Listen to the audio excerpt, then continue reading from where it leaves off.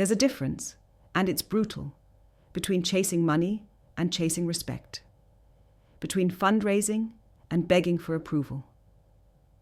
Right now, many founders, investors, leaders, professionals are stuck in that painful trap, dizzy from trying to please everyone just to get a dollar or a nod.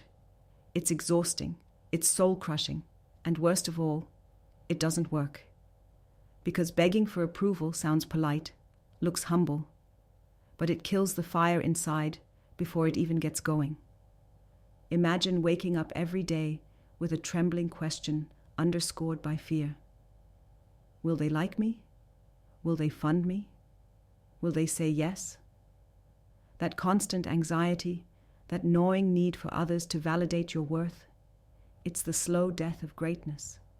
It creates founders who package their passion into watered-down pitches, investors waiting for safe bets instead of bold visions, leaders trapped in echo chambers rather than forging new paths. It's a cycle where innovation suffocates, where potential is wasted because the world never moves because of those who seek permission. No, the world shifts because of those who command it, even when nobody else believes. What's at stake here isn't just money, it's identity, it's impact. It's the difference between living a life that's yours and living a life approved by others. Too many founders are taught to dress their ideas in buzzwords, nail rehearsed slides, and play the "what do you want to hear" game, hoping someone throws a lifeline. They pray for validation, as if approval were oxygen. But fundraising, real fundraising, demands being so deeply rooted in your own vision that approval becomes irrelevant. Because when the fire inside is volcanic enough, you don't need to ask for permission to erupt. But how do you stop begging? How do you pivot from please, please, please to a place where your fundraising is a bold call, a sharp command that pulls the right people closer? That's the secret behind those who don't just raise capital. They raise movements. First, you must know this cold, hard truth. Your mission is not to convince everyone, because everyone is not your tribe. The system will try to trick you into casting a wide net full of cheap compromises, turning your big idea into something safe and more palatable. Resist that. Stand firm. Real fundraising means defining the smallest, most raw part of your story, the edge where your passion burns the brightest, and honing it until it's so sharp it cuts through the noise.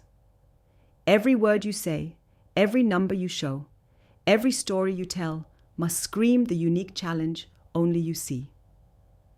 Fundraising is about being so certain of your vision that even people who don't get it fear missing out. Begging is asking for scraps. Fundraising is commanding respect for your necessity. Next, stop selling ideas. Instead, radiate conviction. Investors, leaders, founders, they don't buy slides. They buy belief. Real belief that you are the answer to a problem they didn't even know screamed for fixing. Speak not to their financial calculator, but to their sense of opportunity. Talk not about risk or fear, but about survival and defiance.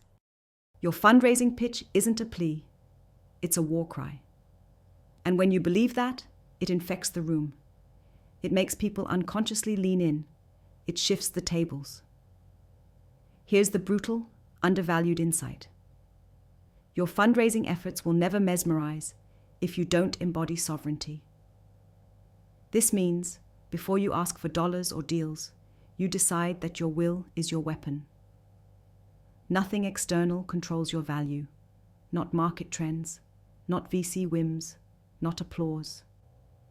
You exist as an unshakable force of clarity and purpose. You own every no as a redirection, every doubt as a catalyst. This isn't arrogance, it's survival. If your worth is tethered to approval, your fundraising will mimic a beggar's desperation. But if your worth grows from within, fundraising becomes an extension of your power. And because the world is a labyrinth of noise, learn the art of selectivity. Your energy and capital are precious. Waste neither trying to charm the indecisive or the mediocre. Focus on the few who burn like you, the rare sparks that align with your fire instead of trying to light every candle in the dark. This focused alignment creates a synergy that feels like nothing else because it's wild, fierce, and authentic. Begging is casting a net to catch whatever flutters in. Fundraising is choosing the hunters who walk your path, who amplify your roar. It's not about approval from the many, it's about alliance with the few. Patience, often ignored yet fiercely underrated, is the secret weapon that separates beggars from fundraisers. Real fundraising isn't about instant gratification, it's the long game. Investments that matter need time to germinate. Relationships that transform require endurance. The system's illusions push for speed, get quick yeses or fade fast. But the extraordinary know that eternity favors those who don't blink under pressure. Fundraising is capacity building, aligning slowly with those who dare to follow beyond the obvious, who see past the facade to the raw potential underneath. Feel this. At the root of all frustration in fundraising is the horrible, unanswered question: am I enough? The system whispers lies. You are too small, not ready, not worthy without this approval. It makes leaders doubt their vision, founders water down their power, professionals imitate mediocrity to fit in. But you are not a product to be packaged for approval. You are a living force that redefines reality when unleashed. Step beyond that feeding frenzy for validation and into a space where your self-worth isn't measured by checkboxes, but by the audacity of your dream. To break free, you must start treating fundraising not as a chore or a hustle, but as a declaration of independence. You are not dependent on their acceptance, but driven by your own uncompromising intent. The true currency in fundraising isn't money, it's trust. And trust from the right people comes when they see you are unmovable, when your purpose invites them to join a rebellion that transcends the ordinary. They invest because they sense you won't stop, won't bend, won't fit into the tired molds designed to chain greatness. Fundraising is your chance to find your tribe, the few who see the light behind your eyes, even when the world smothers it. Your pitch becomes your banner, under which the misaligned brilliance connects, collaborates, and creates. You rewrite the narrative not by conforming, but by unlearning what the world tried to teach you about selling out and playing safe. It's a fierce commitment to your truth, and trust that the right alliances will magnify your impact exponentially. If there's one thing to burn into your brain, fundraising is never about pleading for scraps of approval. It's about gathering ammunition for the fight you were born for. Money follows clarity, respect feeds courage, and courage births momentum that can't be stopped by doubters or cynics. The system expects you to be desperate, to beg, to fit in. Rebel instead. Show them how unshaken your foundation is. When you do, fundraising shifts from a painful necessity to a weapon of creation. The real power to raise funds, to raise change, lives in owning your sovereignty fiercely. Demand boldness from yourself before you ask it from others. Question everything the world wants you to believe about what fundraising is. Transform your reality by aligning only with those who burn as deeply as you. Be patient for the right moment, the right connection, the right spark.